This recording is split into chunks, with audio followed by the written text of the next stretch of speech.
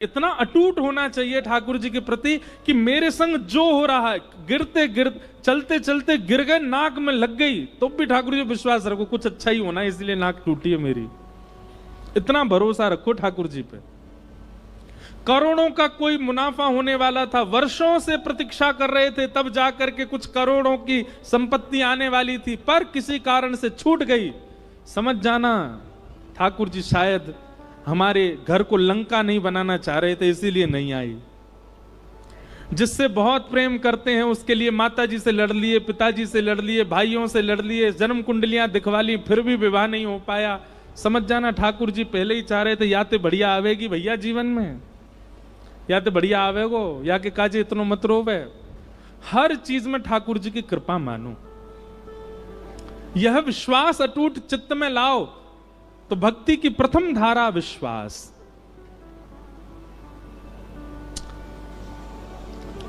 पूज्य मलुकपीठ वाले महाराज जी कथा हम चलते फिरते सुनते रहते हैं, कुछ ना कुछ नवीन भाव मिलता है। आप एक दिन कथा में श्री मलुकदास जी का चरित्र बता रहे थे और उस चरित्र में एक बहुत सुंदर कथा सुनाई, बहुत ध्यान से सुनना। महाराज जी सुना रहे थे कि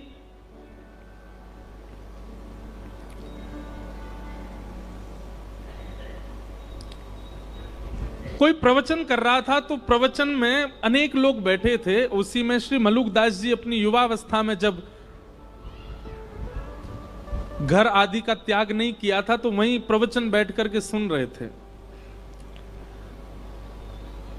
तो प्रवचन सुनते सुनते लोग बाग आपस में चर्चा करने लगे, बोले ये बाबा को बस चले तो ये हमारे काम धंधा छुड़वा के बस यही कहेगो राम राम जपो, ठाकुर जी का नाम जपो, तिलक लगा करके केवल भक्ति भाव में रहो। अरे कर्म नहीं करेंगे तो दाल रोटी राम जी खिला जाएंगे क्या? कर्म नहीं करेंगे हमारे घर परिवार को राम जी चला जाएंगे क्या? ये भी कथा वक्ताओं पे कोई काम नहीं है, बस एक ही बात कहते हैं, जहां ले चलोगे वहीं मैं चलूंगा। हैं ठाकुर जी जहां ले चलेंगे, ऐसे थोड़ी होता, कुछ अपने बुद्धि विवेक से भी तो करना पड़ेगा। ऐसे लोग चर्चा कर रहे थे और मलुकदास जी बैठ करके सुन रहे थे। तो मलुकदास जी अपनी युवावस्था में थे, उन्होंने उठ करके जो व्यास मंच पर व्यास जी थे उनसे कहा, बोले देखिए व्यास जी आप बहुत अच्छी बात बता रहे हैं, आप कह रहे हैं राम नाम ही सर्वस्व है, भगवान नाम ही सर्वस्व है, कथा ही सर्वस्व है, लेकिन कर्म भी तो प्रधान है। इन गांव वाले लोगों की बात भी गलत नहीं है, अगर हम कर्म नहीं करेंगे तो खाएंगे पिएंगे कैसे? सुंदरकांड भी कहती है देव देव आलसी पुकारा, देवताओं के भरोसे जो पड़ा रहता है कर्म नहीं करता वो आलसी कहलाता है।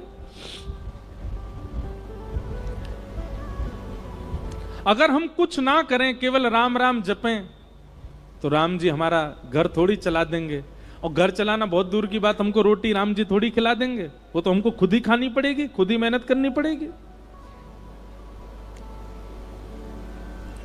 व्यास जी ने कहा देखो भैया आपकी बात हम उसको प्रणाम करते हैं, पर अगर किसी के चित्त में अखंड विश्वास हो ठाकुर जी के प्रति और ठाकुर जी के प्रति कोई संबंध उसका स्थापित हो गया हो और वो ठाकुर जी पर इतना भरोसा कर ले, इतना विश्वास कर ले कि श्री राम जी ही मेरे सर्वस्व हैं, वो कुछ ना करे राम राम जपे, राम जी खिलाएंगे उसको।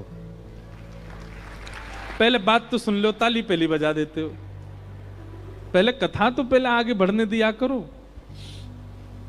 व्यास जी ने मलुकदास जी, तो मलुकदास जी बोले ठीक है, मैं अटूट विश्वास के साथ आज से राम नाम जप में बैठ रहा हूं, और मैं गांव में नहीं बैठूंगा, मैं जंगल में जाऊंगा, और जंगल में भी बीहड़ जंगल में जाके बैठूंगा जहां मुझे कोई नहीं जानता हो, कोई नहीं पहचानता हो, जहां पर हिंसक जीवों के अलावा कोई आता ही ना हो। देखता हूं कि राम जी मुझे खिलाएंगे कि मुझे किसी जानवर को खिलवा देंगे। सब गांव के लोग बोले भैया अब प्रमाणित हो जाएगा कि राम नाम और भक्ति भाव ये प्रमाणित है कि नहीं। मलुकदास जी वन में गए और बीहड़ वन में गए, वहां पर एक विशाल वट का वृक्ष था, आसपास दूर दूर तक किसी के आने जाने का कोई मतलब ही नहीं था। एक सामने नदी बह रही थी, मलुकदास जी बोले यहां कोई नहीं आएगा, यहीं बैठ जाता हूं। वृक्ष के ऊपर एक डाल के ऊपर बड़ी सी डाल थी, उसके ऊपर मलुकदास जी बैठ गए और राम राम राम राम जपने लगे।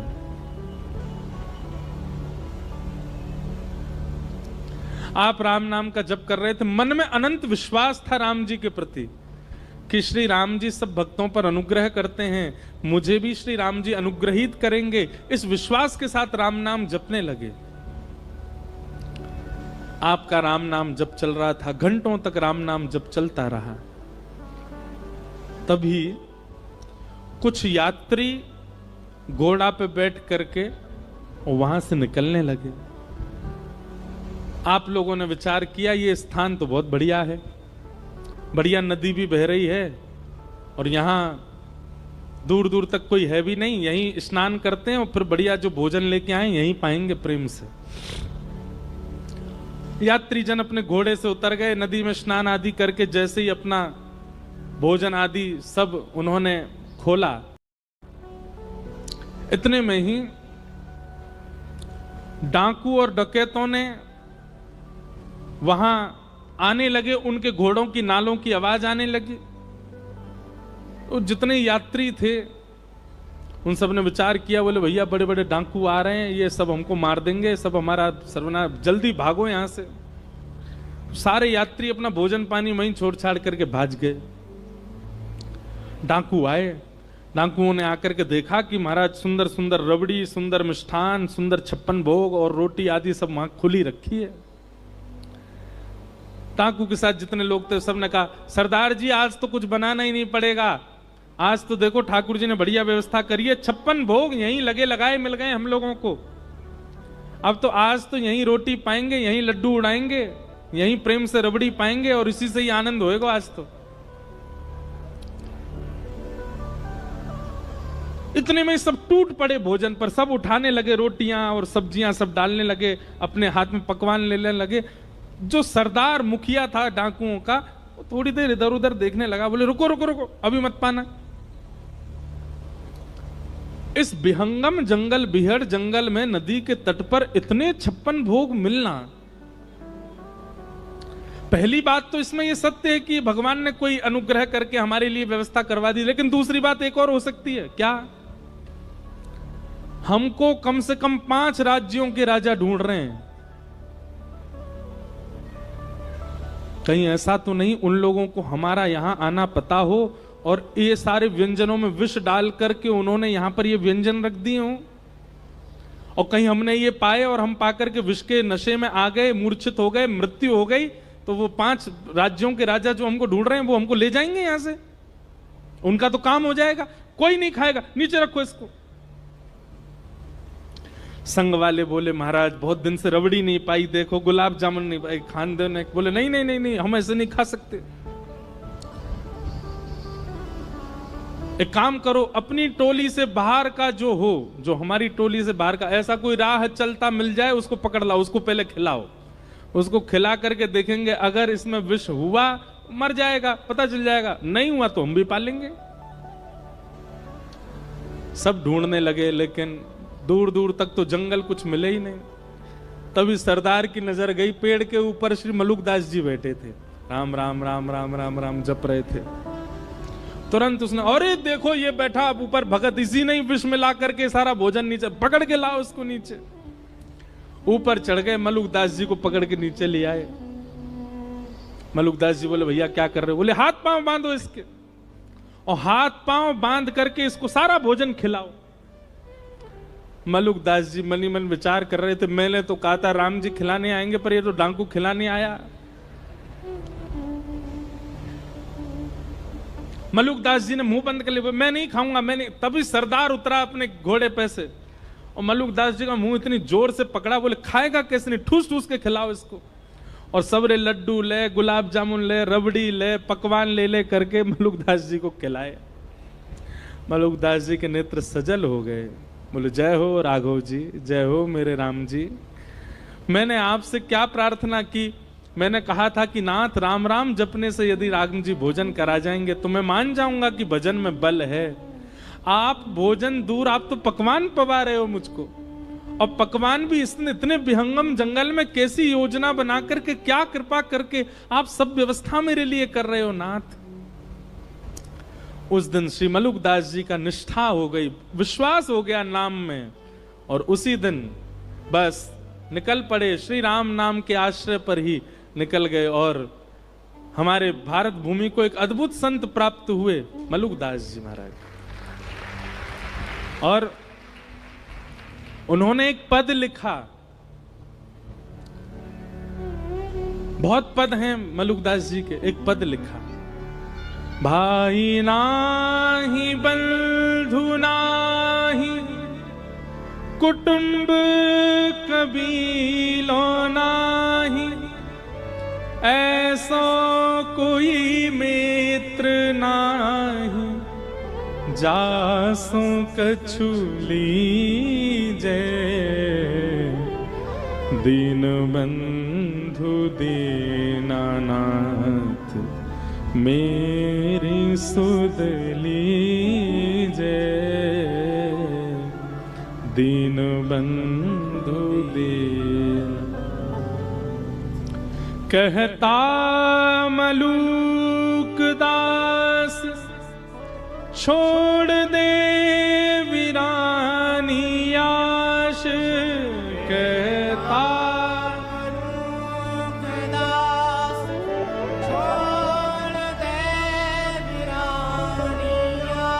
मलुकदास जी कह रहे हैं दूसरों से आशा छोड़ दो, किसी से आशा मत रखो, आशा ही परमम दुखम। अरे खुद से भी कोई आशा मत रखो।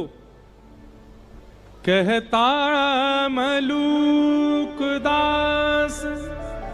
छोड़ दे वीरानी आश, कहता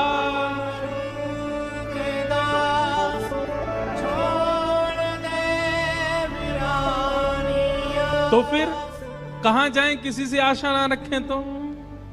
तब मलुकदास जी कहते हैं साचो नाम तेरो दाता, साचो नाम तेरो दाता, साचो नाम तेरो दाता, साचो नाम तेरो दाता, और किसको लीजिए दीन बंधु दीनानाथ, मेरी सुध लीजिए दीन बंधु।